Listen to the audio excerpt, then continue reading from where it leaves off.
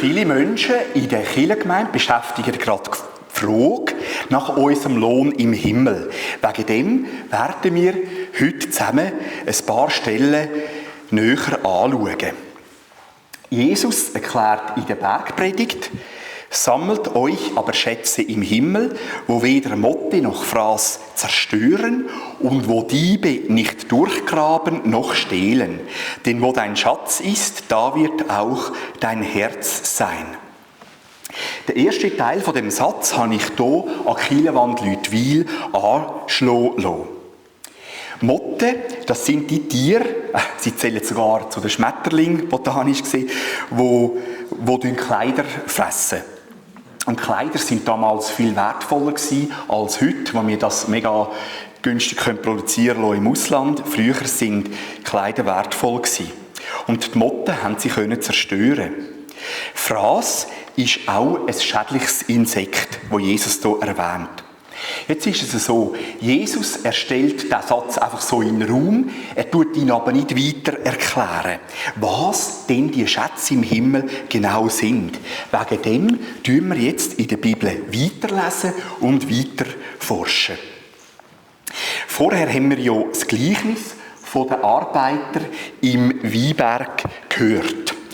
Und der Zusammenhang ist ein bisschen komplex, aber ich werde ein bisschen näher darauf eingehen. Also, der Zusammenhang besteht darin, dass ein reicher Mann, ein reicher Jüngling, einmal Jesus gefragt hat, was er denn machen muss, um das ewige Leben zu haben. Und Jesus hat ihm geantwortet, dass er die Gebote von Gott halten, die 10 Gebote. Dann hat der Mann gesagt, ja, das mache ich ja schon lange, aber was fehlt mir denn noch? Dann hat Jesus gesagt, wenn du vollkommen sein willst, dann geh an, verkauf deine ganze Habe und gib den erlösten Armen. Und so wirst du einen Schatz im Himmel haben. Und komm, folg mir nach. Also das ist eine weitere Stelle im Matthäus-Evangelium, wo das Stichwort vorkommt, Schatz im Himmel. Hier sehen wir, dass Jesus dem jungen Mann empfiehlt, sein Geld dafür einzusetzen, anderen Menschen zu helfen, damit auch andere Menschen die Liebe und die Vergebung von Gott erfahren und durch das ewige Leben erhalten. Die Schätze im Himmel bestehen also aus Menschen, wo du und ich, wo wir zu Jesus und damit in den Himmel einladen. Der reiche junge Mann ist dann aber traurig weggegangen. Jesus hat dann zu den Jüngern gesagt, wahrlich, ich sage euch, schwer wird ein Reicher in das Reich der Himmel hineingehen. Wiederum aber sage ich euch, es ist leichter, dass ein Kamel durch ein Nadelöhr geht, als dass ein Reicher in das Reich Gottes hineinkommt. Die Jünger sind dann ganz verschrocken, sie sind verwirrt gewesen, sie haben die Welt nicht mehr verstanden. Sie haben eben gedacht, wenn doch Gott einen Menschen segnet, dann wird doch der automatisch reich.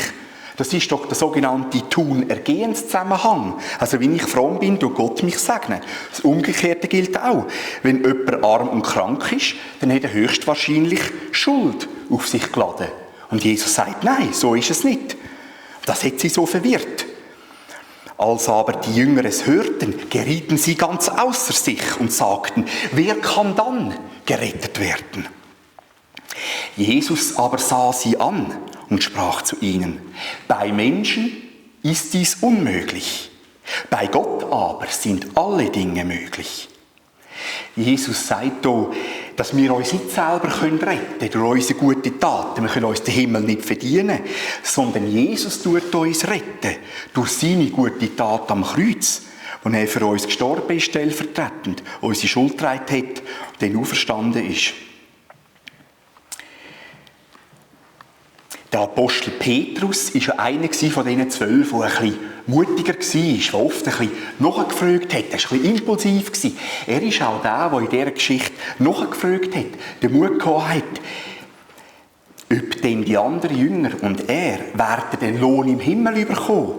Für das, dass sie an Jesus glauben, dass sie so viel Strapazen auf sich genommen haben.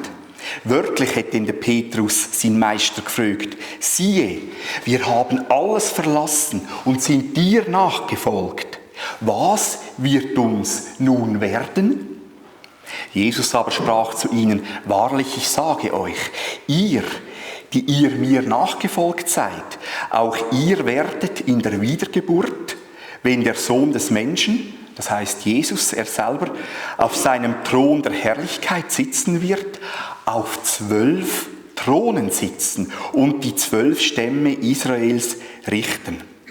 Also Jesus sagt hier, der Lohn im Himmel hat auch etwas zu tun, dass seine Jünger werden ehrenvolle Positionen haben im Himmel. Und er ergänzt, und ein jeder, der Häuser oder Brüder oder Schwestern oder Vater oder Mutter oder Kinder oder Äcker um meines Namens willen verlassen hat, wird 100-fach empfangen und ewiges Leben erben. Also Jesus redet auch davon, dass der Glaube an ihn uns auch etwas kostet. Dass wir teilweise liebgewonnene Beziehungen und Besitztümer verlassen müssen, wegen ihm. Wenn wir Jesus nachfolgen, dann kostet uns das etwas. Nicht nur weit weg auf dem Missionsfeld in fremden Ländern, sondern auch hier, heute in der Schweiz, in unserem Alltag. Die Schweiz ist ja übrigens auch wieder Missionsfeld geworden, weil viele Menschen Jesus nicht mehr persönlich kennen.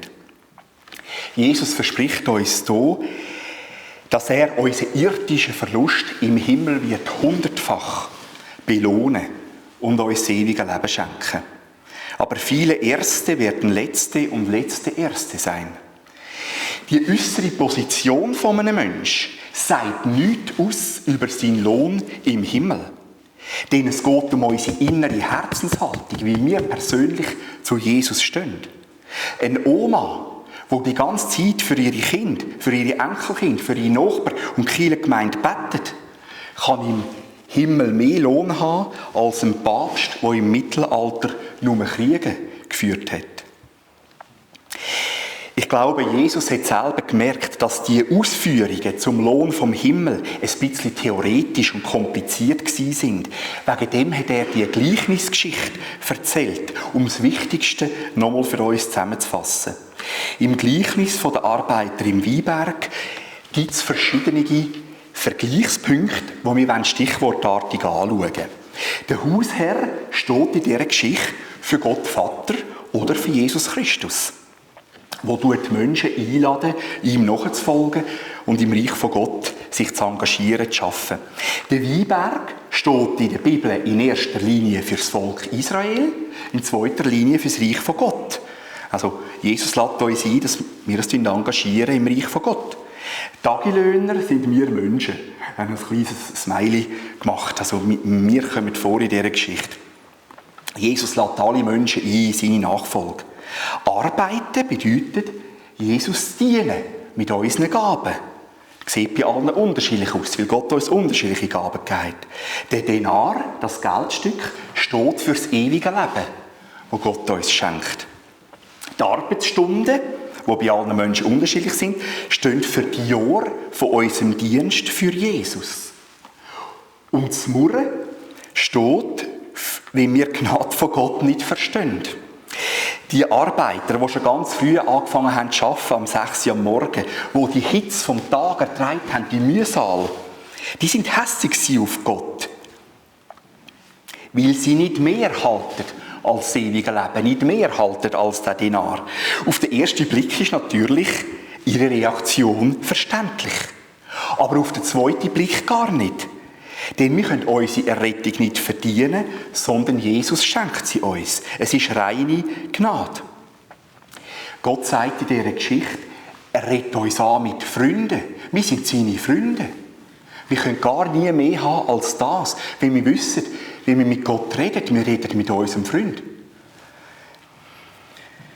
Unsere Lebensaufgabe besteht darin, in dieser Gnade von Jesus zu wachsen und sie in alle von unseren Lebensbereichen hineinwirken zu lassen. Wir wollen weitergehen in der Bibel und das noch schauen. Es ist auch eine Skandalgeschichte, die uns herausfordert, die unseren Verstand herausfordert. Unsere menschliche Gerechtigkeit. Und wir sehen jetzt hier Gottes Gerechtigkeit. Ich will das noch viel genauer zeigen. Zusammen mit Jesus sind ja 2 Verbrecher gekreuzigt worden. Und die christliche Tradition nennt sie die Schächer am Kreuz. Wobei das Wort Schächer ist das alte Wort für Räuber, Verbrecher. Einer von diesen Schächer hat Jesus als Retter abgelehnt. Aber der andere hat zu Jesus gesagt, Jesus, gedenke meiner, wenn du in dein Reich kommst. Und Jesus sprach zu ihm, wahrlich, ich sage dir, heute wirst du mit mir im Paradies sein. Jesus hat den Verbrecher in letzter Sekunde begnadigt. Durch das ist auch er gerettet und wird in Ewigkeit bei Gott sein, obwohl er sein ganzes Leben lang nichts Gutes gemacht hat. Oder ohne Vergleichsgeschichte ausdrückt, wenn jemand 90 Jahre lang ohne Jesus gelebt hat und alles gemacht hat, nur Sünde auf sich geladen hat, alles gemacht hat, was Gott verbietet und alles gemacht hat, was Gott ablehnt und sich in seinen letzten 90 Sekunden auf dieser Welt für Jesus Christus als persönlicher Herr und Heiland entscheidet, dann hat er genau so das ewige Leben, wie jemand, der sich schon mit 9 Monaten für Jesus entscheidet, quasi über die Muttermilch. Das ist doch ein Schock für uns. Ein Schock für alle, die wegen Jesus auf Sachen verzichtet haben. Ein Schock für alle, die wegen Jesus auf Sex vor der Ehe verzichten, die 10% von ihrem Einkommen an die Kirchenfamilie spenden und die sonst sich für Jesus engagieren, ihre Freizeit investieren in die Kirchengemeinde. Es ist Gnade von Gott. Ein Kollege von mir hat das mal mit dem treffenden Vergleich beschrieben. Du kannst eine Prüfung sowohl in der Schule bestehen mit der Note 4 genügend, als auch mit der Note 6 hervorragend. Nur Jesus hat uns den Himmel aufgetan, sodass alle, die an ihn glauben, können ein 4 bekommen, genügend. Wenn du aber dein ganze Leben für Jesus engagieren, dann kannst du ein 6 erhalten. Aber es geht bei beidem darum, bestanden ist bestanden. Und es geht um die Dankbarkeit Jesus gegenüber. Der Apostel Paulus hat auf seiner Missionsreise Kirchengemeinden gegründet und hat Älteste eingesetzt als Kirchenpfleger. Im Brief an seinen Freund Timotheus beschreibt er, welche Kriterien ein solcher Ältester und welche Kriterien ein Diakon soll erfüllen. Und listet dann verschiedene Charaktereigenschaften auf. Dann sagt er, denn die Diener, also Diakonen, welche gut gedient haben, erwerben sich eine schöne Stufe, kann er übersetzen, oder einen schönen Rang und viel Freimütigkeit im Glauben, der in Christus Jesus ist. Ich habe immer gemeint, dass sich dieser Satz auf den Himmel bezieht, auf unseren Lohn im Himmel. Aber das muss gar nicht so sein. Ich habe auch in allen Kommentaren, Bibelkommentaren, die ich daheim hatte, habe ich nachgeschaut und kein einziger Bibelkommentar bezieht diesen Satz auf den Himmel. Sondern es geht darum, wenn eine Kirchenpflegerin oder ein Kirchenpfleger von anderen Menschen geehrt wird, weil sie oder er ihre Aufgabe gut ausführen, dass die Person dann Ehre bekommt von anderen Menschen. Es muss niemand neu in die Kirchenpflege kommen, nur weil sie oder er mehr Lohn im Himmel haben will. Es braucht Menschen, die dafür begabt sind, die Zeit haben und bereit sind, auch Neues zu lernen. Die Motivation sollte sein, die eigenen Gaben der Kirchengemeinde zur Verfügung zu stellen. Im letzten Buch der Bibel, in der Offenbarung von Johannes, gibt es 2 Stellen, die von unserem Lohn im Himmel auch noch handeln. Die werden wir auch noch zusammen anschauen. Dort heisst es im Kapitel 11, ich muss es wirklich zusammenfassen, aber es lautet, die Zeit der Toten ist gekommen, gerichtet zu werden. Und die Zeit, den Lohn zu geben deinen Knechten, den Propheten, und den Heiligen und denen, die deinen Namen fürchten, klein und groß, und die zu verderben, welche die Erde verderben. Jesus wird uns Menschen richten, die Toten und die Lebenden, die Kleinen und die Grossen, das heisst alle Menschen. Und als Kriterium wird er wählen, ob wir seine Vergebung von der Schuld angenommen haben. Und er wird unsere Herzenshaltung prüfen, ob wir die Gottesliebe, die Nächstenliebe und die Selbstannahme geübt haben. Der letzte Satz heisst, Gott wird auch die bestrafen, die seine Erde verwüstet haben. Also es heisst auch, aus meiner Sicht ist das auch eine der klarsten Stellen, dass wir also nicht Umweltschutz betreiben, weil Gott will, dass die Natur erhalten bleibt und dass wir auch Sorge geben unserer Umwelt. Aber es ist nicht der Hauptfokus von dem Satz, aber es geht darum, dass Gott uns wird den Lohn geben, wenn wir seine Knechte sind, seine Mägde, Prophetinnen und Propheten und all die ihn fürchten, also die an ihn glauben. Dann schauen wir noch die letzte Stelle an. Die letzte Stelle die steht im letzten Kapitel der Bibel, also fast am Schluss, sagt Jesus, es ist ein komischer Satz, aber ich denke, ich lasse es einmal so stehen, sagt Jesus, wer Unrecht tut, tue noch Unrecht. Im Sinne von, tue noch weiterhin Unrecht. Und der Unreine verunreinige sich noch. Und der Gerechte übe noch Gerechtigkeit. Und der Heilige heilige sich noch. Siehe, ich komme bald. Und mein Lohn mit mir. Um einem jeden zu vergelten, wie sein Werk ist. Man kann sicher sagen, mit Blick auf das ganze Neue Testament, wie sein Glaubenswerk ist. Wie seine Herzenshaltung ist.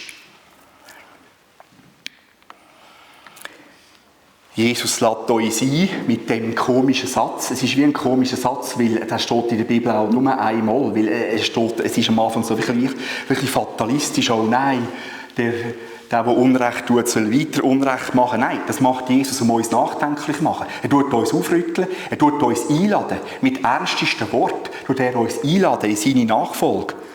Und sagen, dass wir eben genau die Unreinheit und das Unrecht ablegen in unserem Leben. Und dafür seine Gerechtigkeit und seine Heiligkeit ergreifen. Unser Lohn im Himmel besteht darin, dass wir ewig werden in Gottes Gegenwart dürfen bleiben. Das heisst auch noch weiter in der Bibel, der Himmel wird beschrieben, die Ewigkeit von Gott. Es heisst, Gott wird alle unsere Tränen von unseren Augen abwischen, der Tod wird nicht mehr sein und auch kein Klagegeschrei mehr und auch kein Schmerz mehr. Und wir werden Gott sehen von Angesicht zu Angesicht. Im Himmel werden wir den Gott, der jetzt unsichtbar ist, werden wir von Angesicht zu Angesicht sehen. Das wird unsere tiefste Sehnsucht nach Liebe und Annahme für immer stillen. Es wird die Überkompensation von der Überkompensation sein. Das Nonplusultra, das wir gar nicht ausdrücken können mit unseren Worten. Jesus wird alle deine Schmerzen und dein Leid zutiefst würdigen. Und du wirst erkennen, dass du nicht vergeben gelitten hast. Ewige Liebe, Freude und Frieden. Du wirst weisse Kleider erhalten, als äußerstes Zeichen von dem inneren Vorgang, dass Jesus alle deine Schuld trägt und vergibt. Dazu wirst du den Siegeskranz von der Gerechtigkeit überkommen, als äußerstes Zeichen für den inneren Vorgang, dass du ein Kind vom höchsten König bist.